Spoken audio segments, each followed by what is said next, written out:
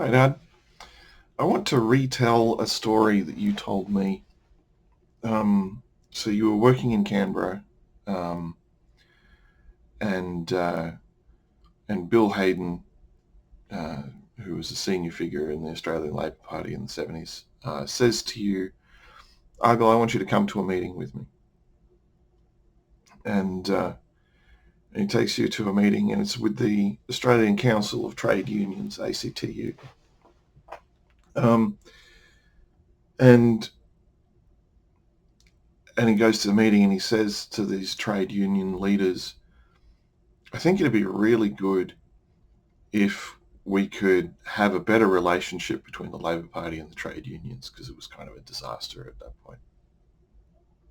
And and it would be great if we could catch up more regularly and work out an agreed position in terms of what we want to do in terms of wages and conditions and all those kinds of things."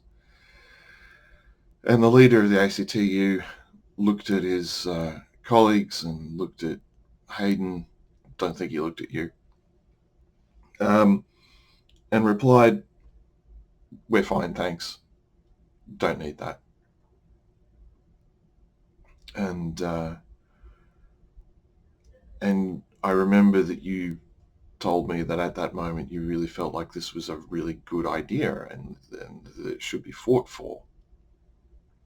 Um, and Hayden sort of gives you a signal of, "We're just going to accept this." And he goes, "Well, I'm sorry to have wasted your time." He gets up and he leaves. But the story continues, because a year later, Bill Hayden went to you and said, "Argyle, I want you to come to a meeting." And he took you to a meeting. Um, and and it was between Bill Hayden and the leaders of Australia's trade unions. And the head of the ACTU is there, and he says, "We've been thinking that we could usefully have a better relationship with the Labor Party. So why don't we start having regular meetings, and we can talk about wages and conditions and work out an agreed position on those issues. And then we'll have a better chance of getting those things, and you'll have a better chance of getting elected." And Hayden said, "That's a great idea. Let's do that." And that was his total comment. Um, didn't have a word to say about the history of that idea. And so afterwards, um, you said to him, "I've been to both of these meetings. Why didn't you remind them where the idea came from?" And Hayden said to you, "Sometimes you have to choose between taking credit for the idea or having it actually happen. And having this idea actually happen was more important than me taking credit for it." And I was a child when you told me this story. I don't remember exactly how old I was. I think I would have been maybe early teens. And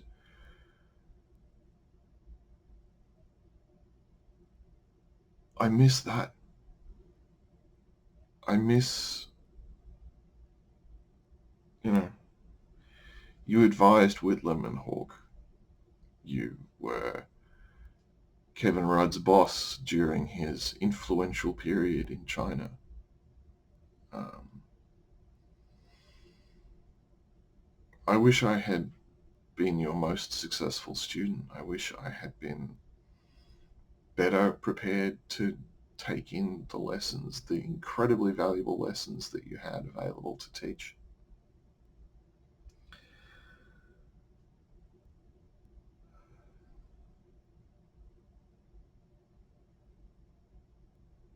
So that's where we are with that. And we will see what happens next.